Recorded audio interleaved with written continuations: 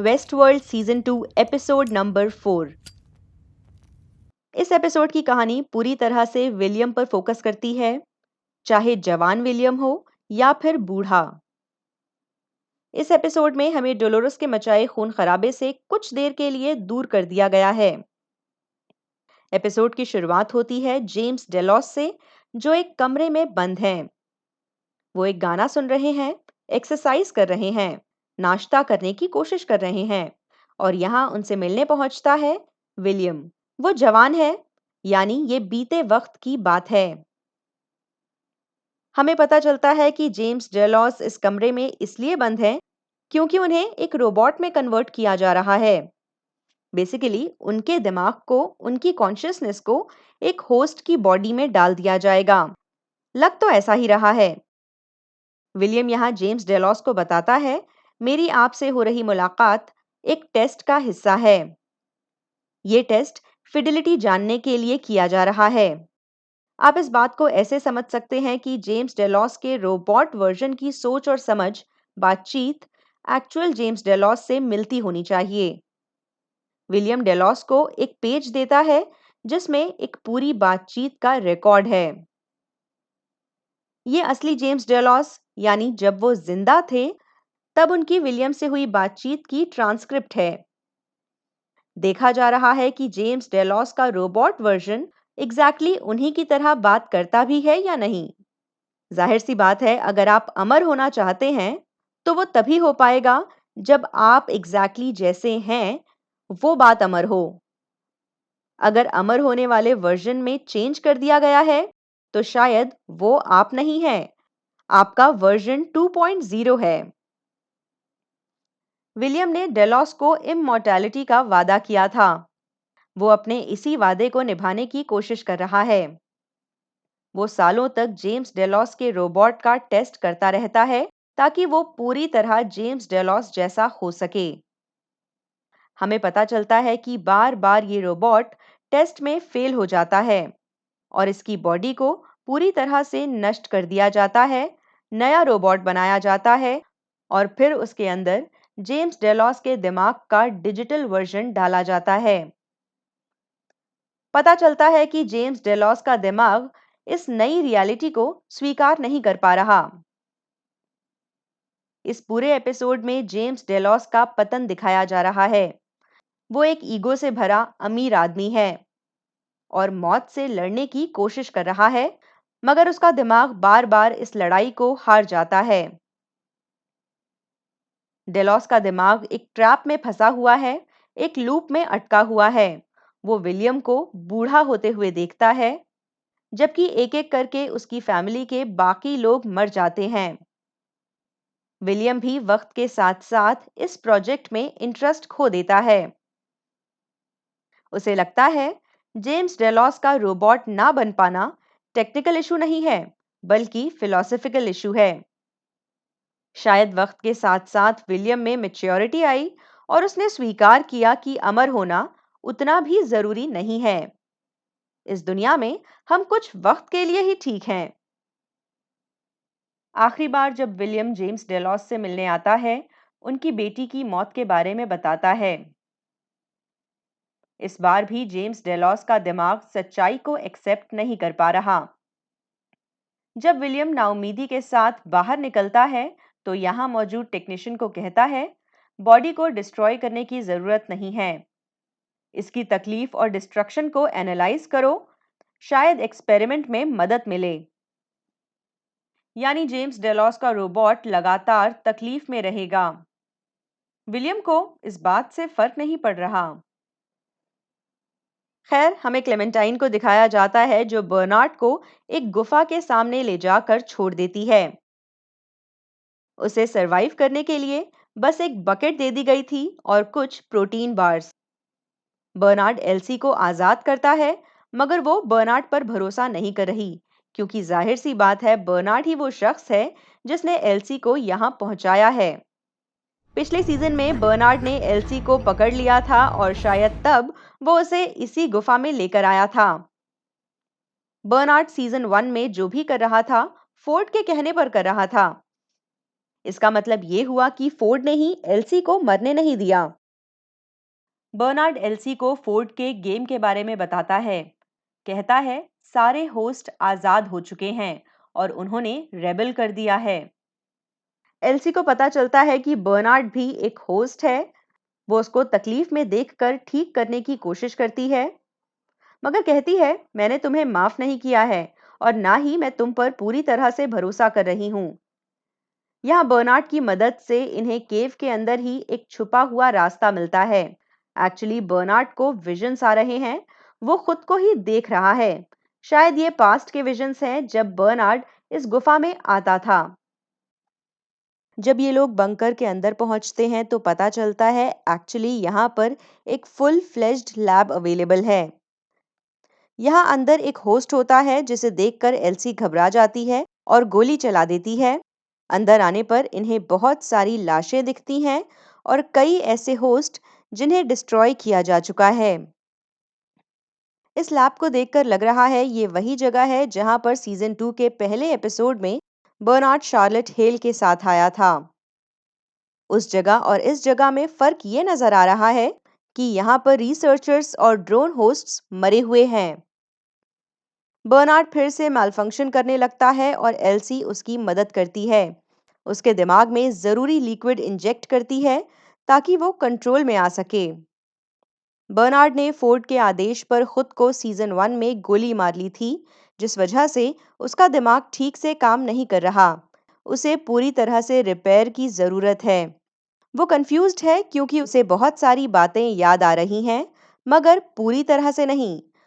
हालांकि वो एल्सी को बताता है कि यहाँ काम करने वाले लोग होस्ट्स पर काम नहीं कर रहे, बल्कि कुछ और ही काम कर रहे हैं जो फिलहाल बर्नार्ड को याद नहीं। एल्सी उसकी मदद करने के लिए राजी हो जाती है। कहती है मैं तुम्हारा साथ दूंगी, मगर मुझसे झूठ मत बोलना। और बर्नार्ड को याद आता है यहाँ जो खून खराबा मचा हुआ है वो एक्चुअली बर्नार्ड ने ही मचाया है। उसने यहाँ मौजूद लोगों को मार डाला और होस्ट्स को भी खत्म कर दिया। बर्नार्ड को याद आता है कि उसने इस जगह से एक ब्रेन बॉल भी चुराई है। जब ये लोग लैब को और अच्छी तरह से एक्सप्लोर करते हैं तो पता चलता है कि यहाँ पर जेम्स डेलॉस का रोबोट मौजूद है जो पूरी तरह से डिग्रेड हो चुका है। वो अपना दिमागी संतुलन पूरी तरह से खो चुका है और आपे से बाहर नजर आ रहा है। सिचुएशन को समझते ही एल्सी जेम्स डेलॉस के रोबोट को खत्म कर देती है। साथ ही अंदाजा लगाती है कि डेलॉस कॉरपोरेशन वेस्ट वर्ल्ड से क्या चाहती है। वो समझ जाती है कि डेलॉस कॉरपोरेशन ने जेम्स डेलॉस के डेवलप्ड माइंड की कॉपी एक कंट्रोल यूनिट में डाल दी है और इस कंट्रोल यूनिट को होस्ट में सेट किया गया है, यानी इंसानों को रोबोट का रूप दिया जा रहा है। एल्सी समझ जाती है कि डेलॉस कॉरपोरेशन इसी इंटेलेक्चुअल प्रॉपर्टी को अपने कब्जे में चाहती है। पार्क में किसी जगह पर गोस्ट नेशन के रोबोट्स ने इंसानों को बंदी बनाया हुआ है, मगर वो उन्हें नुकसान नहीं पहुंचा रहे। यहाँ पर एशली स्टब्स है। शायद ये पास्ट की बात है क्योंकि एशली को सीजन 2 के पहले एपिसोड में बर्नार्ड के साथ दिखाया जा चुका है। ये उन 2 हफ्तों की कहानी है जब इंसान वेस्ट वर्ल्ड के पार्क में फंसे हुए थे और रोबोट्स उन्हें अपना निशाना बना रहे थे। अभी इंसानों को बचाने के लिए डेलॉस की सिक्योरिटी पार्क तक नहीं आई है। यहाँ वो लड़की भी मौजूद है जो राज वर्ल्ड में एक टाइगर से बचते हुए भाग रही थी। उसने सरहद पार कर ली थी और तब उसे गोस्ट नेशन ने पकड़ लिया था। स्टब यहाँ इस लड़की को बताता है कि गोस्ट नेशन के रोबोट्स इनको नुकसान नहीं पहुंचाएंगे, बल्कि ये तो यहाँ पर मौजूद ही इसलिए हैं ताकि गेस्ट्स को यानी इंसानों को मुश्किल से बाहर निकाल सकें। ये स्टब्स को बताती है मैं पार्क से बाहर जाने का रास्ता नहीं ढूंढ रही।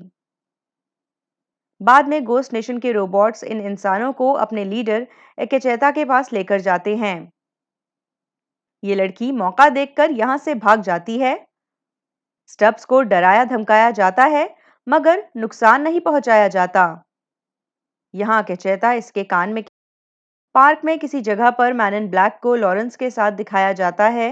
ये एक कैंप से होते हुए गुजरते हैं जहां पर ट्रेन के लिए ट्रैक्स बिछाए जा रहे हैं, मगर इसमें लाशों का इस्तेमाल किया जा रहा है। बेसिकली यहाँ पर बहुत ज़्यादा खून खराबा हो रहा है। ये लोग पार्क के और ज़्यादा अंदर जा रहे हैं और पार्क की जितनी ज़्यादा तह में उतरेंगे, उतना ही ज़्यादा वायलेंस होगा। मैन इन ब्लैक को अंदाजा होता है कि फोर्ड की कहानी उसे एक पुराने किस्से की तरफ लेकर जा रही है। मैन इन ब्लैक और लॉरेंस लॉरेंस के गांव में पहुंचते हैं, जहां मैन इन ब्लैक पहले कई बार आ चुका है। यहाँ पर कोई मौजूद नहीं है। मैन इन ब्लैक उसी जगह आकर बैठता है जहां पर हमेशा वो लॉरेंस के साथ बैठा करता था। यहाँ बारटेंडर आता है जिसके हाथ कांप रहे हैं। मैन इन ब्लैक को एहसास होता है कि आसपास कई सारे विलन्स मौजूद हैं। एक्चुअली ये कन्फेडराडोज हैं जिन्होंने अब विलियम और लॉरेंस को बंदी बना लिया है। आपको कार्डॉग तो याद ही होगा। डोलोरेस ने पिछले दिनों इसे धोखा दिया है और इसके काफी सारे लोगों को मरवा दिया। जब मैन इन ब्लैक को इस बारे में पता चलता है तो वो डोलोरेस के लिए थोड़ा खुश होता है। बाद में एक चर्च का सीन दिखाया जाता है जहां पर कन्फेडराडोस का लीडर मौजूद है। मैन इन ब्लैक जब भी इस गांव में आता था, वो यहाँ का विलन होता था, मगर फिलहाल इस रोल को क्रेडॉक निभा रहा है। वो काफी सारे बेगुनाह लोगों को मार डालता है। इस बीच लॉरेंस मैन इन ब्लैक को एक राज की बात बताता है। एक्चुअली कन्फेडराडोस को यहाँ पर छुपे हुए वेपन्स यानी हथियार चाहिए और लॉरेंस को इन हथियारों की लोकेशन के बारे में पता है। वो मैन इन ब्लैक को ये जानकारी देता है और वो बड़ी आसानी से क्रेडॉक के साथ हो जाता है। विलियम कन्फेडराडोस के लीडर को वैली बियॉन्ड के बारे में भी बताता है।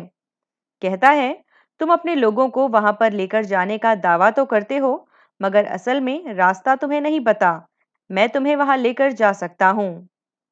गांव में मौजूद कन्फेडराडोस को छुपे हुए वेपन्स मिल चुके हैं और इन्होंने और ज्यादा कत्लेआम मचाना शुरू कर दिया है।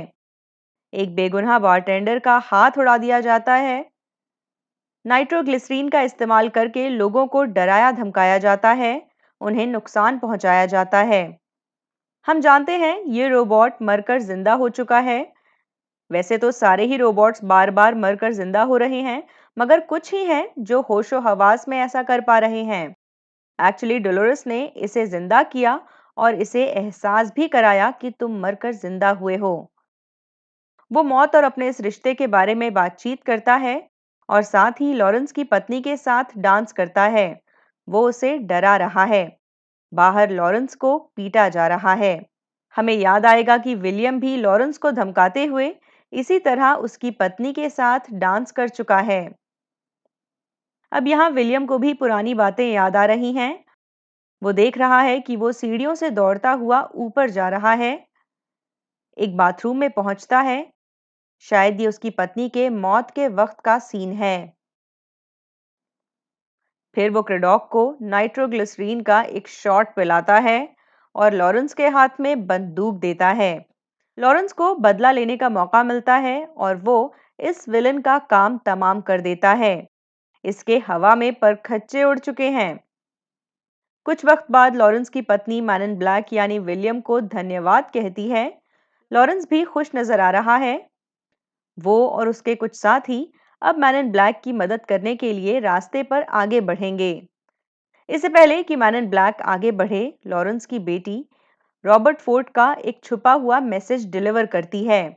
वो विलियम को कहती है, तुम्हें शायद याद नहीं तुम कौन हो, मगर मुझे पता है। बेसिकली वो कहना चाहती है कि एक अच्छे काम से कुछ नहीं बदलेगा।